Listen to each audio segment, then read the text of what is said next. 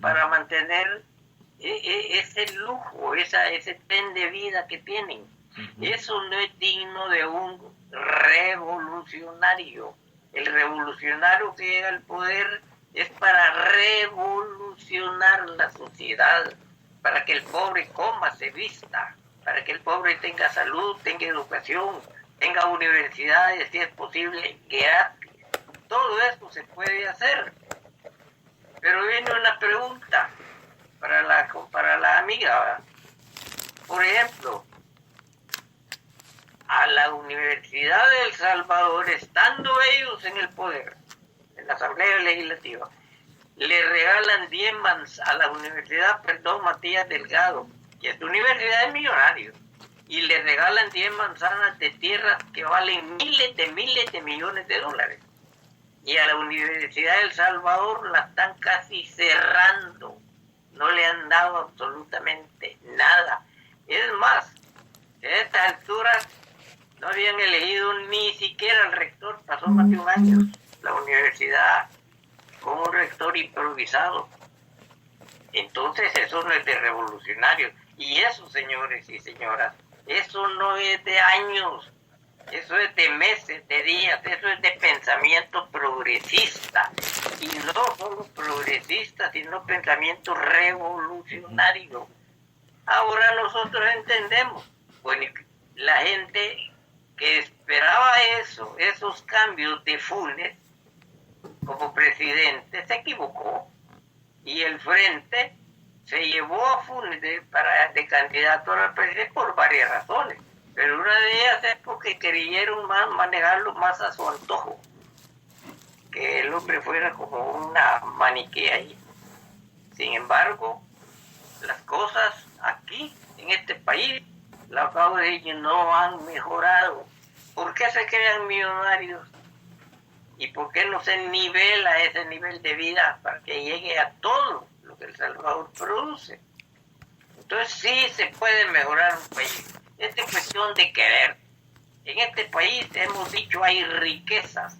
Y si no hay riquezas, ¿por qué está aquí un grupo de puros judíos que son los dueños de El Salvador?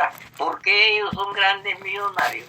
¿De dónde han sacado ellos esas grandes riquezas? ¿De trabajo? No, eso es risible si alguien pensaría de esa manera.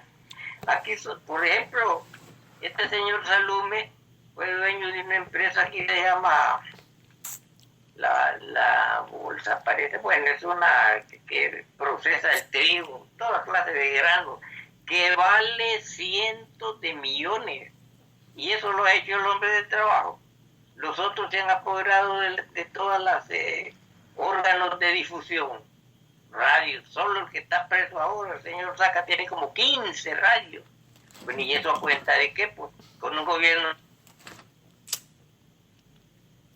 tener uno, el ministerio una radio, el Ministerio de Educación va a tener otra, y una abierta para el pueblo. Es decir, son cosas de acomodarlas, pero correcto. Para hacer eso se necesita, señores, ser revolucionario, correcto. Tener ese espíritu de cambiar las cosas como están, ajá, de elevar el nivel de vida del pueblo salvadoreño y correcto.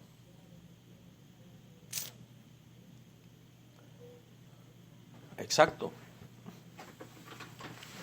Pueden oír, amigos y amigas, el audio que nos está dando ahorita las fallas técnicas, pero ahí tenemos al analista ya respondiendo, y le damos lectura también a... ¿Se está cortando? Sí, tenemos aquí, Rosita dice acá, muchas gracias, hay cosas que uno no las sabe.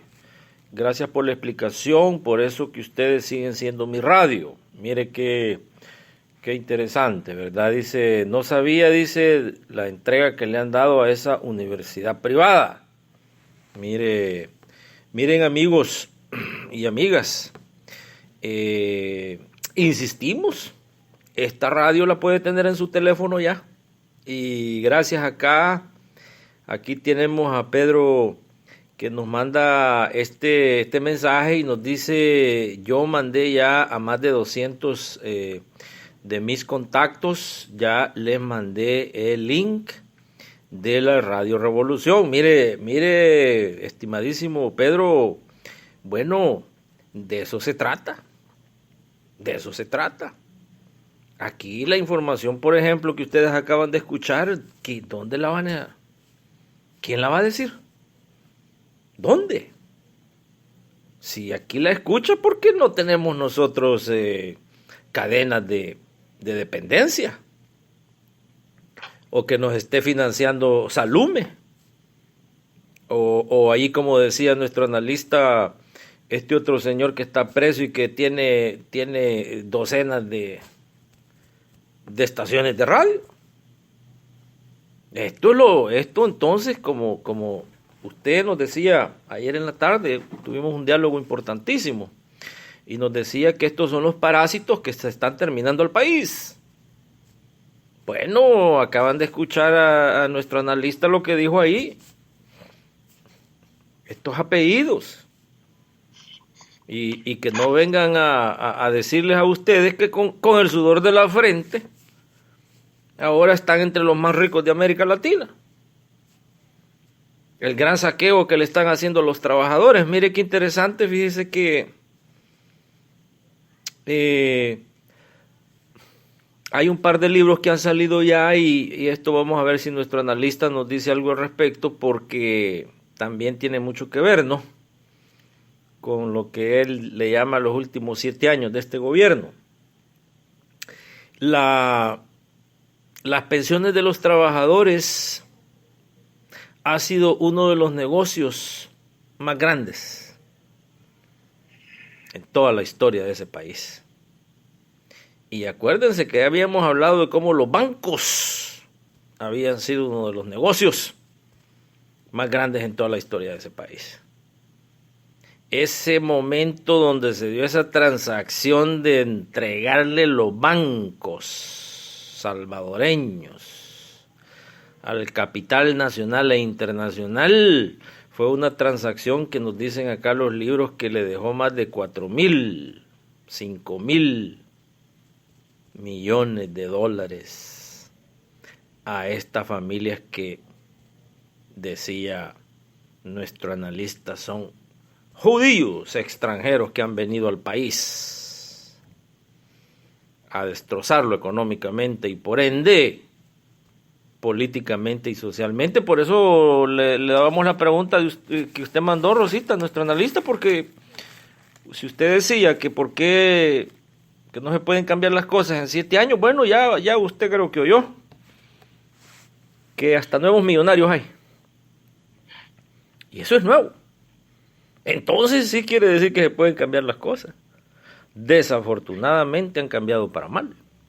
Lo que sí queremos ver, aquí usted nos dice que si el pueblo salvadoreño, dice, está bien con las pensiones. Bueno, eso ya vamos a ver qué nos dice nuestro analista. Pero queríamos compartir con ustedes ese dato que estaba...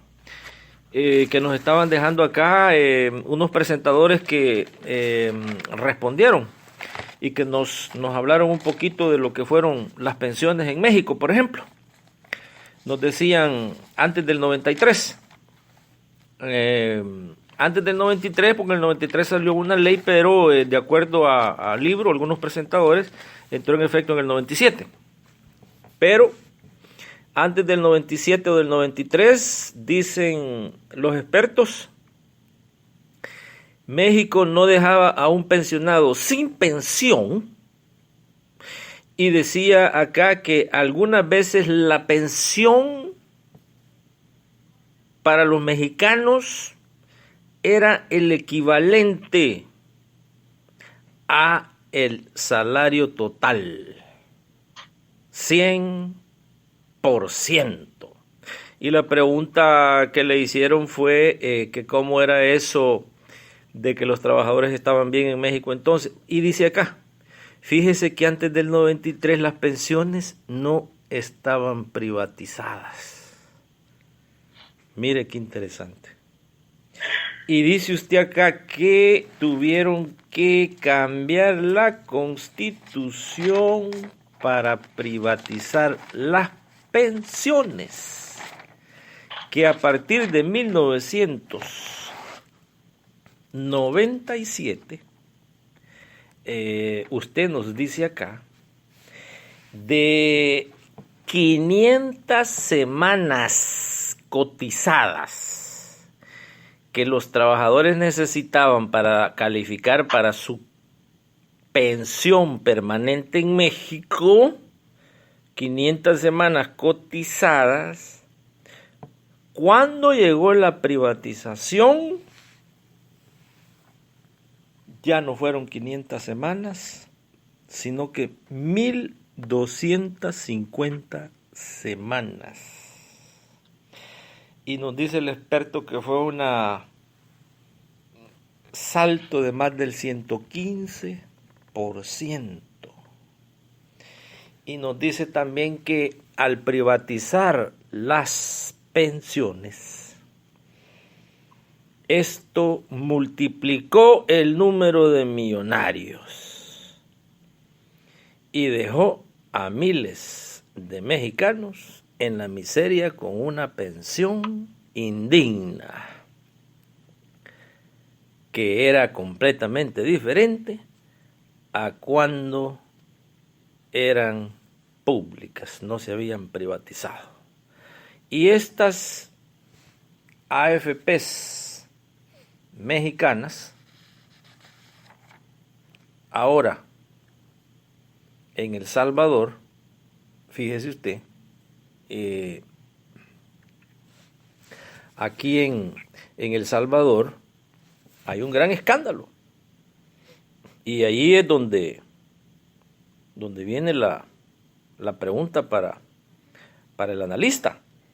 Porque al parecer, en El Salvador, las pensiones también fueron privatizadas.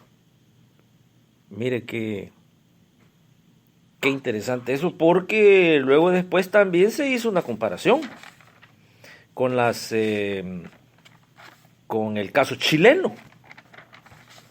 Y fíjese qué interesante, porque el caso chileno resulta ser lo que las empresas privadas salvadoreñas utilizaron como modelo para privatizar el dinero de los trabajadores salvadoreños.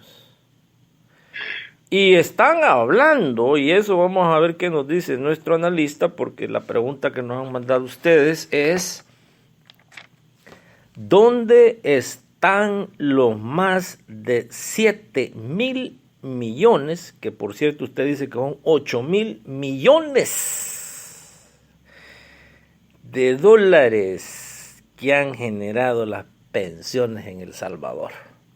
Arturo nos manda un dato aquí y nos dice: ese dinero lo han invertido los dueños de las pensiones, que ahora dice que hay hasta capital internacional. De hecho, nos menciona usted que hay una o dos, parece, las AFPs, una que es colombiana, dice. Parece que hay hasta una con capital chileno, español. Entonces lo que ha habido y lo que sigue habiendo, dice, es un saqueo completo del trabajo de los trabajadores. Y nos dice que no hay razón matemática por la cual el trabajador no reciba el 100% de sus pensiones hasta el día de su muerte. Porque ya nos hablan de ese, fíjese que ese ejemplo de Chile, ese ejemplo de Chile es lo que llevaron a El Salvador, y en Chile fue un completo desastre. Y en Chile lo implementaron como resultado de las políticas neoliberales que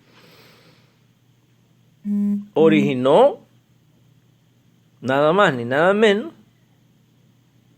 que la dictadura de Augusto Pinochet. Entonces, dice acá, en estos ejemplos donde se ha privatizado, lo que se ha hecho es condenar al trabajador a una existencia miserable con una pensión miserable. Pero como dice usted,